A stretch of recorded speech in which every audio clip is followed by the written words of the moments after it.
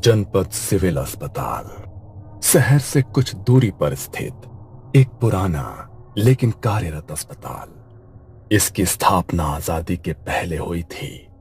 अस्पताल की इमारतें पीली दीवारों और टूटे फूटे छज्जों से ढकी थी। वहीं अस्पताल के पिछले हिस्से में था शवगृह, एक अलग थलग कमरा जहां केवल जरूरत पड़ने पर ही कोई जाता था। इसकी 4 खिड़कियां थी, 3 नॉर्मल और एक हमेशा बंद रहने वाली चौथी खिड़की। डॉक्टर प्राची की उस अस्पताल में नई नई पोस्टिंग हुई थी। उम्र लगभग 32 वर्ष। हाल ही में मेडिकल कॉलेज से फॉरेंसिक स्पेशलिस्ट के रूप में पोस्टिंग हुई थी। दृढ़ आत्मविश्वासी, लेकिन पहली बार शवगृह में नियुक्ति से अंदर ही अंदर घबराई हुई थी। उसने अब तक सब कुछ किताबों में पढ़ा था। असली लाशों से कभी पाला नहीं पड़ा था। उसकी पहली मुलाकात हुई रघु से, जो पिछले 30 सालों से शवगृह का सहायक था। सफेद झटबाल, झुकी हुई कमर, लेकिन चेहरे पर हमेशा चेतावनी भरी गंभीरता। उसका शरीर कमजोर था, पर आंखों में अनुभव की गहराई थी। शवगृह में सब कुछ उसी की मर्जी से होता था। वहां एक और व्यक्ति था, अजय, वार्ड बॉय, लापरवाह लेकिन कामकाज में तेज। कभी कभी नियम तोड़ देता था, लेकिन नर्सों के बीच काफी लोकप्रिय था। उसका व्यवहार हल्का फुल्का था, लेकिन कई बार जरूरत से ज्यादा उत्साही हो जाता था। अस्पताल का संचालन करते थे डीन घोष, सिविल अस्पताल के प्रमुख।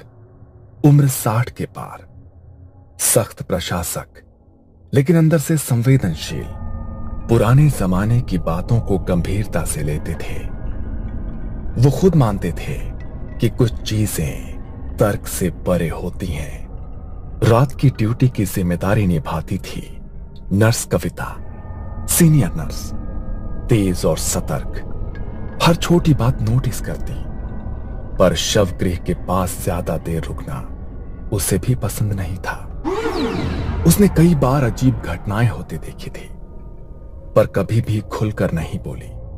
डॉक्टर प्राची शर्मा को जब इस शवगृह में ड्यूटी के लिए भेजा गया, तो उसने सोचा कि यह बस एक सरकारी जॉब है।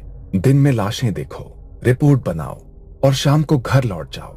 लेकिन जैसे ही वो पहली बार शवगृह के अंदर पहुंची, रघु ने उसे रोकते हुए कहा, मैडम, बाकी 3 खिड़कियां आप खोलिए, पर चौथी खिड़की को कभी छूना मत।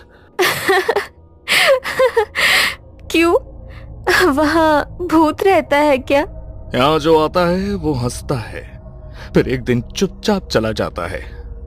प्राची ने उसे हल्के में लिया, लेकिन ये शुरुआत थी उस डरावनी कहानी की जो धीरे धीरे उसका हिस्सा बनने वाली थी।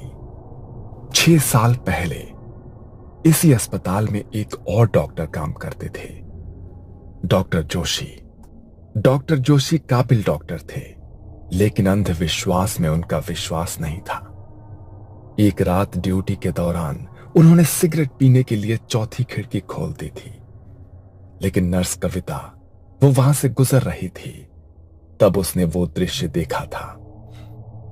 वो खिड़की खोलते ही जैसे कुछ धुआं सा अंदर आया, और डॉक्टर जोशी वहीं शौक में खड़े थे। उनके चेहरे पर ऐसा डर था जैसे वो कुछ देख रहे हों जो वहां था ही नहीं। कविता थोड़ी देर के लिए वहां से गई थी, लेकिन जब लौटी तो उसने डॉक्टर जोशी को अजीब अवस्था में देखा। उनकी आंखें खुली थी, चेहरा पसीने से भीगा था और एकटक उसी खिड़की को घूर रहे थे। उस हादसे के बाद डॉक्टर जोशी ने किसी से कुछ नहीं कहा, लेकिन वो अंदर से बदल गए थे। उन्होंने चुपचाप अपने ट्रांसफर की अर्जी दे दी, पर उनका ट्रांसफर मंजूर होने से 2 हफ्ते पहले ही उनकी लाश उसी चौथी खिड़की के नीचे अस्पताल के अहाते में मिली थी। आंखें खुली हुई, शरीर में कोई चोट नहीं, लेकिन चेहरा वैसा ही भयभीत जैसा नर्स कविता ने उस रात देखा था। इस हादसे के बाद कविता ने डीन को सारी सच्चाई बताई। 2 हफ्ते पहले की बात है। जोशी सर नाइट शिफ्ट कर रहे थे। मैं वहाँ से वॉशरूम जा रही थी, तभी मैंने उन्हें वो चौथी खिड़की खोलकर सिगरेट जलाते देखा।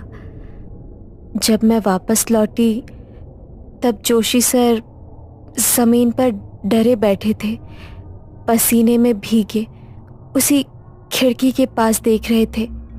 तभी अस्पताल प्रशासन ने आदेश जारी किया कि शवगृह की चौथी खिड़की हमेशा बंद रहेगी।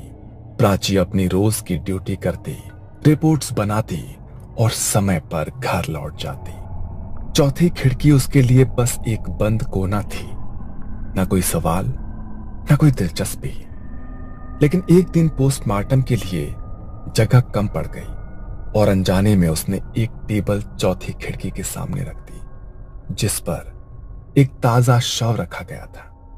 उसे इसका कोई अंदाजा नहीं था कि ये छोटी सी गलती कैसे भयानक रात का दरवाजा खोलने वाली थी। उस रात अमावस्या थी, जब प्राची शवगृह में अकेली ड्यूटी कर रही थी।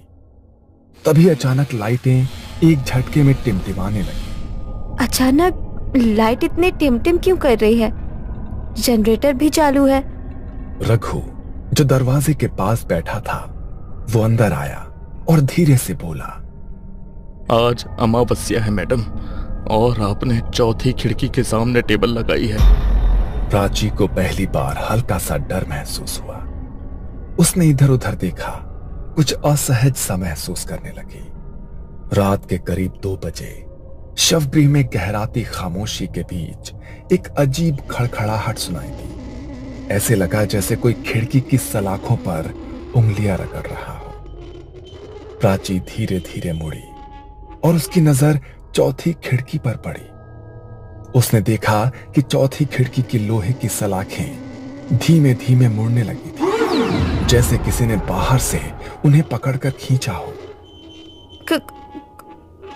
कौन है वहां? उसने खिड़की के पार देखा, पर वहां कोई नहीं था, सिर्फ घनी धुंध और उसमें एक पीली धीमी सी रोशनी, जैसे किसी ने मोमबत्ती जलाई हो। उसका पसीना छूटने लगा था, लेकिन वो खड़ी रही, शांत, बिना हिले। तभी ठंडी हवा का झोंका अंदर आया और शव की चादर हवा में फड़फड़ाने लगी। उस रात प्राची को नींद नहीं आई। अगली सुबह तक उसकी आंखें खिड़की पर जमी थी। ये पहली बार था जब उसने ऐसा महसूस किया था, शायद यहां कुछ है जो हमें हर वक्त देख रहा है। अगले दिन प्राची के मन में सवालों की बाढ़ आ गई। उसने सबसे पहले रघु को पास बुलाया। रघु, ये चौथी खिड़की वाली बात तुमने पहले भी कही थी, और कल रात कुछ अजीब हुआ। क्या तुम सच में कुछ जानते हो? मैडम, ये खिड़की, इसे जो भी हल्के में लेता है, ये उसे तकलीफ देती है। डॉक्टर जोशी याद है आपको? वो जो 2 साल पहले अचानक गायब हो गए थे? वो गायब नहीं हुए थे मैडम, उन्हें ले लिया गया था। मैंने देखा था उस रात। उन्होंने खिड़की खोल दी थी सिगरेट पीने के लिए। उसके 2 हफ्ते बाद ही उनकी मौत हो गई। प्राची को रघु की बात पर पूरी तरह यकीन नहीं हुआ, पर उसे अब जवाब चाहिए था। वो सीधे डीन घोष के कैबिन में पहुंची। सर, क्या आप मुझे शवगृह की चौथी खिड़की की असली कहानी बता सकते हैं? क्या सच में कुछ हुआ था? तुमने सही समय पर पूछा डॉक्टर प्राची, लेकिन जो जानोगे वो आसान नहीं होगा। उन्होंने कुर्सी से उठकर खिड़की की तरफ देखा, जैसे कुछ याद कर रहे हों, और फिर बोले, उस खिड़की के नीचे कभी लाशें नहीं रखी जाती थीं, लेकिन 8 साल पहले एक केस आया था। एक लड़की निधि, उसका बलात्कार करके हत्या कर दी गई थी। जब उसकी लाश आई तो उसका चेहरा बुरी तरह बिगड़ा हुआ था। परिवार पहचान नहीं सका और बिना अंतिम संस्कार के उसे खिड़की के नीचे टेबल पर रख दिया गया। फिर क्या हुआ? अगले दिन उस समय की ऑन ड्यूटी डॉक्टर गायब हो गई। बस उसके खून से सनी चप्पल और कमर की बेल्ट उस खिड़की के नीचे मिली। हमने बहुत तलाश की पर कभी उसका शव नहीं मिला। क्या आपने ये बात किसी को बताई थी? नहीं, पर उस घटना के 6 सालों बाद नर्स कविता मेरे पास आई और उसने डॉक्टर जोशी की कहानी बताई। तब जाकर मैंने आदेश जारी किया, शव गृह की चौथी खिड़की हमेशा के लिए बंद रहेगी। प्राची का चेहरा अब गंभीर था। वो जान चुकी थी कि ये खिड़की सिर्फ ईंट पत्थर की नहीं है, ये उसके दर्द की राह थी। वार्ड बॉय अजय को चौथी खिड़की की पूरी कहानी नहीं पता थी। एक रात ड्यूटी के दौरान उसने देखा कि खिड़की के पास बहुत धूल मिट्टी जमा है। बाकी कमरा साफ करने के बाद उसका ध्यान वहीं गया। उसने खिड़की की कुंडी खोली और झुककर सफाई करने लगा। जैसे ही उसने झाड़ू से खिड़की की जाली छुई, एक करंट उसके पूरे शरीर में दौड़ गया। कविता, इस खिड़की के पास से ठंडी सांस जैसी लग रही है, कोई है क्या? नर्स कविता बाहर कॉरिडोर में ही थी, लेकिन तब तक उसे कुछ महसूस नहीं हुआ। रात के 2:45 पर अचानक शवगृह से एक दिल दहला देने वाली चीख गूंजी। कविता भागती हुई अंदर पहुंची। वहां अजय फर्श पर पड़ा था, आंखें पूरी तरह खुली हुई, मुंह जैसे चीखते चीखते खुला रह गया हो, चेहरा सफेद और भयभीत। ऐसा लगा जैसे उसने मरने से पहले कुछ ऐसा देखा हो जिसे वो सहन नहीं कर पाया। खिड़की की ओर देखा तो वहां एक लाल साड़ी में कोई औरत जैसी आकृति खड़ी थी। उसका चेहरा धुंध में छुपा हुआ था और अगले ही पल वो गायब हो गई। कविता सन्न रह गई। उसे समझ आ गया कि अजय ने वही गलती की थी जो पहले डॉक्टर जोशी कर चुके थे। प्राची डॉक्टर होने के साथ साथ थोड़ी आध्यात्मिक भी थी। उसने निधि की आत्मा की पीड़ा को समझा और तय किया कि वो इस रहस्य को पूरी तरह से सुलझाएगी। उसने किसी तरह डीन घोष को मनाया और अगले अमावस्या की रात एक अनुभवी तांत्रिक बाबा महेश्वर नाथ को बुलाया। बाबा ने शवगृह की चौखट पर बैठकर तंत्र विधि की तैयारी शुरू की। लाल रंग की चंदन की रेखाएं, भस्म से घेरा और मंत्रोच्चार। प्राची ने अपनी जान की परवाह किए बिना चौथी खिड़की के सामने एक कैमरा लगाया और खुद विधि में शामिल हुई। जो आत्मा न्याय की प्यासी हो वो अब प्रकट होगी। डरो मत, सच को उजागर करना अब तुम्हारा कर्तव्य है। रात के 3 बजे खिड़की की जंजीरें खड़कने लगी और एक ठंडी हवा शवगृह में भर गई। कैमरे की स्क्रीन ब्लैंक हो गई। तभी प्राची ने सुना, मुझे न्याय दो। एक परछाई धीरे धीरे सामने आई। वही लड़की, झुलसी त्वचा, अधखुले होंठ और खून से सनी साड़ी। मैं इंतजार करती रही हर रात। कोई मेरा सच नहीं जानता। किसी ने मेरी चिता नहीं जलाई। मैं अधूरी रह गई। प्राची कांपती हुई खड़ी रही। उसकी आंखों में आंसू थे। मैं करूंगी। मैं तुम्हारा अंतिम संस्कार करवाऊंगी। तुम्हें शांति दूंगी, ये वादा है। बाबा ने मंत्र पढ़ते हुए खिड़की पर भस्म फेंका और एक तेज चीख गूंजी जैसे आत्मा ने वर्षों का दर्द उगल दिया हो। कमरे का तापमान सामान्य होने लगा, लेकिन हवा में अब भी भारीपन था, जैसे कोई दर्द अभी पूरी तरह गया नहीं था। बाबा महेश्वर नाथ ने जो भस्म निधि की आत्मा पर डाली थी, उसने उसकी व्याकुल आत्मा को कुछ क्षणों के लिए शांत कर दिया। कमरे का तापमान सामान्य होने लगा और बाबा ने धीरे से प्राची से कहा, अब समय है उसे अंतिम मुक्ति देने का। जब तक उसका अंतिम संस्कार नहीं होगा ये पीड़ा कभी खत्म नहीं होगी। अगले ही दिन प्राची ने निधि के पुराने केस को दोबारा खुलवाया। डीएनए टेस्ट और अस्पताल के रिकॉर्ड्स के जरिए वो आखिरकार निधि के परिवार तक पहुंचने में सफल रही। जब परिवार को सच्चाई बताई गई तो उनकी आंखों में आंसू छलक आए। उन्होंने तो उम्मीद ही छोड़ दी थी कि उनकी बेटी की आत्मा को कभी शांति भी मिल पाएगी।